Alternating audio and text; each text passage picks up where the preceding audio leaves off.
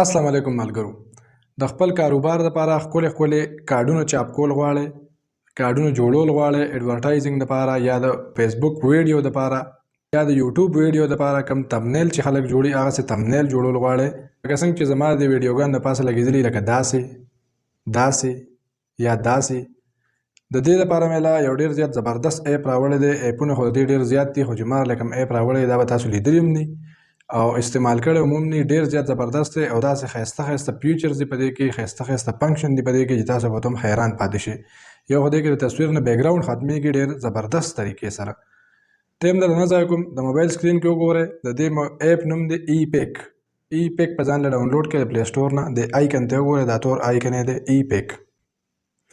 ما ډاونلوډ کړی دی، اوپن به کړم.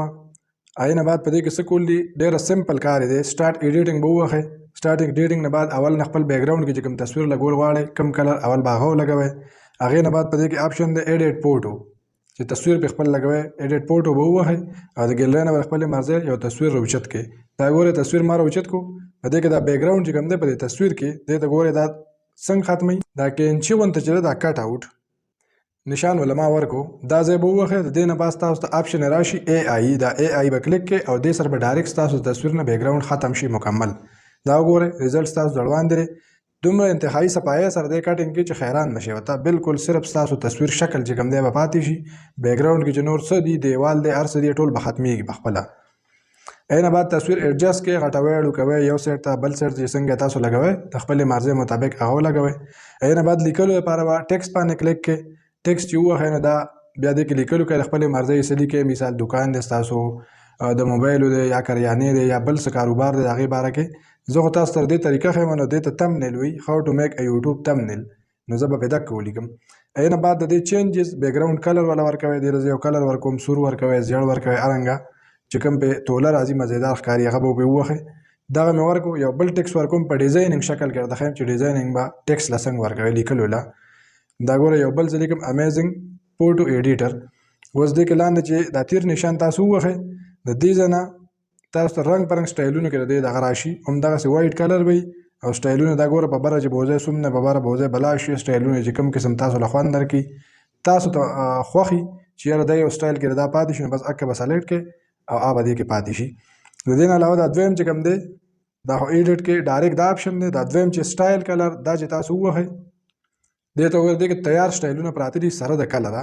چې کوم یو کلر تاسو وښئ هغسې به دا سیټ کېږي اټومیټک. لکه دا یو ما وو، دا ګورئ څومره مزیدار شکل کې راغی. د دې نه علاوه بل ټکس پکې یو نور لیکل پکې هم کومه چې تاسو ووینئ، طریقه مو زده شي.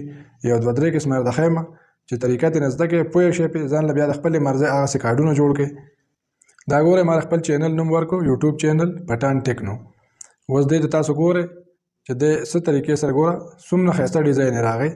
کوم ځای سیټ کوئ، اخوا دېخوا، یو سایډ ته بل سایډ ته. دې کې رنګ پرنګ ډیزاینونه دي. زه خو په زر ځکه کومه چې ویډیو ډېره اوږده نه شي. په اوږده ویډیو باندې خلک بور کېږي. تاسو ښه په کلاره په مزه تسلی باندې ځان له خپلې مرضۍ ویزټینګ کارډونه جوړ کړئ، څنګه چې دوکانونو کې پراته دي ډاکټرانو سره یا د ایجنسو والا سره.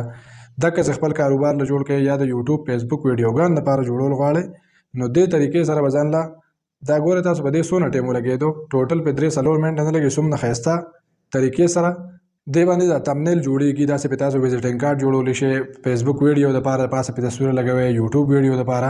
دا یې د تصویر لګولو کومه طریقه خو تاسو ته ما ښولې هم ده او که چاته زده نه وي نو زه به د ډسکرپشن کې به بیا د دې لینک ته درکړم.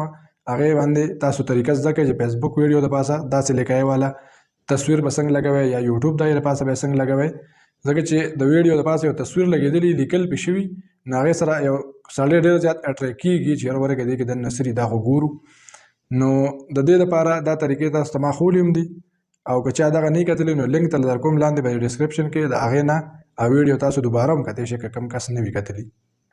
د دې نه علاوه په دې کې رنګ پرنګ افیکټس او دا کارټونان وغیره دا غشي دا یو څه بل څه بلا څیز لویه دنیا پکې پرته ده چې څه قسم ستاسو خوښې هغه ترې نه ځان له د تصویر د پاسه لګولی شئ. لکه زه مثال په طور کې تاسو ته یو دا رڼا وال لګوم. دا رڼا غونته چې ورکي دا فلش غونته دا ګورئ تاسو سړی وي چې د یو سایډ نه دې ته رڼا راکوزه شوې ده، د نور رڼا شعاګانې دي پې.